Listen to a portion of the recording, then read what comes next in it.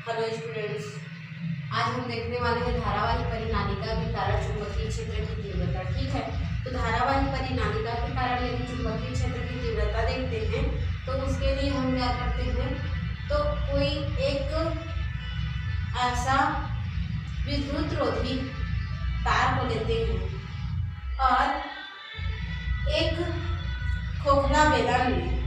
खोखला बेलन जो क्या होता है, पूर्ण रूप से विद्युत रोधी होते हैं।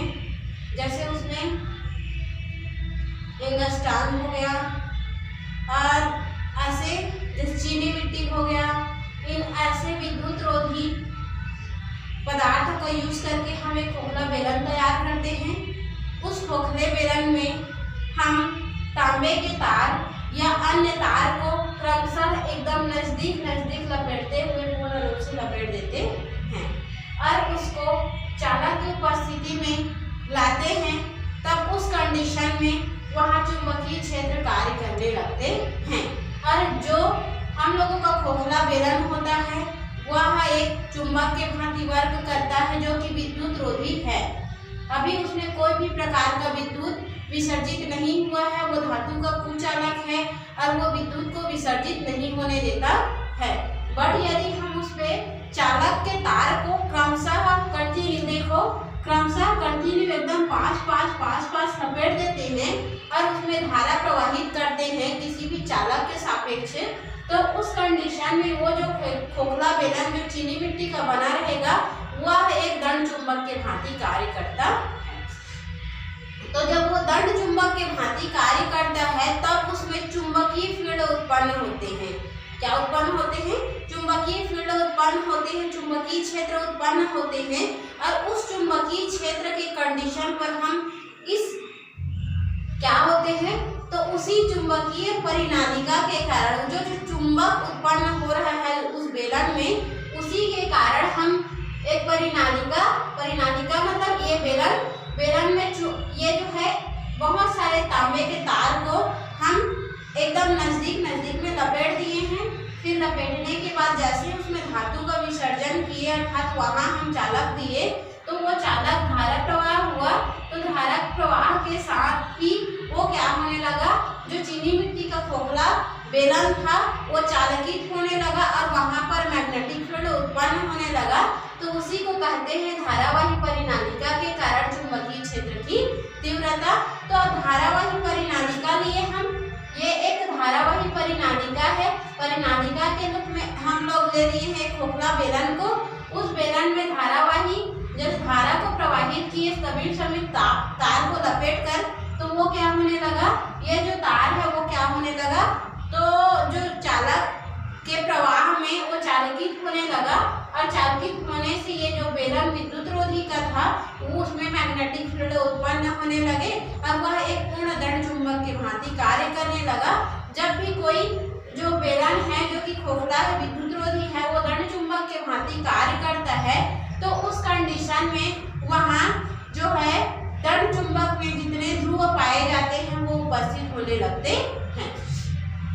तो दंड चुंबक में कितने ध्रुव पाए जाते हैं, तो एक तो हम लोगों का नॉर्थ होता है और दूसरा होता है साउथ। ठीक है, वो उत्तर दक्षिण ध्रुव में ठहरने का प्रयत्न करेगा। जब कोई भी खोखला बेलन यदि चालक के भांति न करके वो दंड चुंबक के भांति कार्य करता है तब उस पर दो ध्रुव कार्य करेंगे, एन ध्रुव और एस ध्रुव। एन ध्रुव जो बताता है कि वो जो है नॉर्थ कंडीशन में ठहरने का प्रयत्न कर रहा है और एस ध्रुव बताता है कि वो साउथ डायरेक्शन में ठहरने का प्रयत्न कर रहा है। तो उस कंडीशन में हम क्या करते हैं, यदि तांबे के तार को विद्युत रोधी तार के लंबित कुंडली, ये विद्युत रोधी है हम लोगों का, चीनी मिट्टी का खोखला बेलन है, में उसमें क्या करते हैं, तो इस प्रकार लपेट देते हैं कि वो जो है एक तार के सापेक्ष दूसरा तार नजदीक में घिरा हुआ रहे। तो वहां पर वो जो खोखला बेलन होता है वो दंड चुंबक के भांति कार्य करता है। अब यदि हम उस पर थोड़ा और चर्चा करें तो हमें ये पता चलता है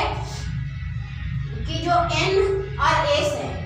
वो N के भांति कब कार्य करेगा और S के भांति कब कार्य करेगा। अब इसमें बहुत सारे धारा हम लोगों ने क्या किया है, बहुत सारे तार को समेत लपेट कर रख दिया है इसमें बेलन में। ठीक है, तो उस कंडीशन पर इसमें धारा की दिशा धारा की दिशा क्लॉकवाइज भी बहा सकते हैं और एंटी क्लॉकवाइज भी बहा सकते हैं। तो यहाँ बोला जाता है यदि धारा की दिशा जो है वामावर्त रहे अर्थात एंटी क्लॉकवाइज रहे, घड़ी के विपरीत दिशा में रहे, तब उस कंडीशन पर वह उत्तरी ध्रुव अर्थात नॉर्थ के भांति कार्य करेगा। देखो यदि हम धारा की दिशा अपोजिट डायरेक्शन में लेते हैं, इधर फिर इधर करके ये अपोजिट डायरेक्शन में आता है, घड़ी के विपरीत दिशा में आती है, तो उस कंडीशन में वो क्या कर रही है, तो वो जो है दक्षिणावर्त अर्थात नॉर्थ कंडीशन को सेटिस्फाई करेगा, उत्तरी ध्रुव को सेटिस्फाई करेगा। तो उस कंडीशन में यदि हम दूसरा कंडीशन रखते हैं कि धारा को क्लॉकवाइज बहाने का प्रयत्न करते हैं या क्लॉकवाइज बहाते हैं, तो उस कंडीशन में ये जो है घड़ी के दिशा में बहने के वजह से ये जो क्या होते हैं, चालक होते हैं, वो जो है साउथ डायरेक्शन में ठहरने का प्रयास करेगा और इस प्रकार इस खोखले चालक जो विद्युत रोधी था, जो कि क्या था, चीनी मिट्टी का था, वो पूर्ण रूप से एक दंड चुंबक के भांति कार्य करता है, जिसमें दक्षिणावर्त दिशा में वामावर्त दिशा में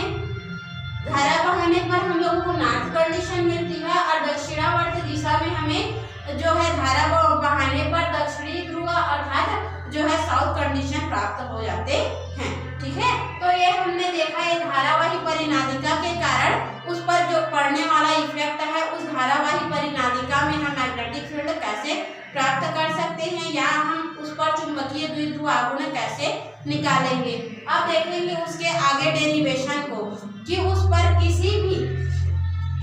थोड़ा सा इसमें मैं आगे बढ़ जाती हूँ, काहे कि वो वीडियो लेंथी होने वाला है, तो लेंथी हम ना करके हम इसमें थोड़ा सा एक्सप्लेन कर देते हैं कि माना कि ये जो है ये क्या है, खोखली परिनादिका में खोखली चालक थी, खोखली क्या थी, बेलन थी। उस खोखली बेलन में हम चीनी मिट्टी का उपयोग किए थे, चीनी मिट्टी का खोखली बेलन थी जिसमें तांबे के तार को हम लोग क्रमशः नजदीक नजदीक में लपेट कर उसमें धारा प्रवाहित किए हैं। तब उसके केंद्र बिंदु O से x दूरी पर एक अल्पांक dx मोटाई का लेते हैं।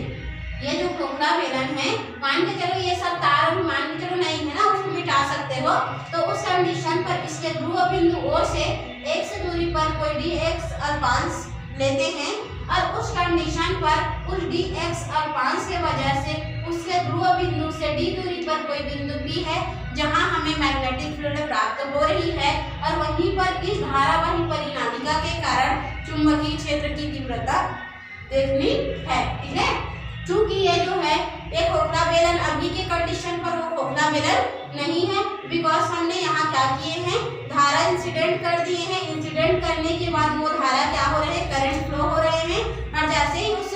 बेलन में करंट फ्लो हो रहे हैं तो वह एक दंड चुंबक बन गया है और उस कंडीशन में एक दंड चुंबक की प्रभावी लंबाई क्या हो जाएगी, 12 हो जाएगी। क्लियर है ना। तो इस प्रकार हमने देखा इसके डेरिवेशन के लिए क्या क्या मानना पड़ेगा उस पॉइंट को। अब देखते हैं इसके आगे भाग को, डेरिवेशन को।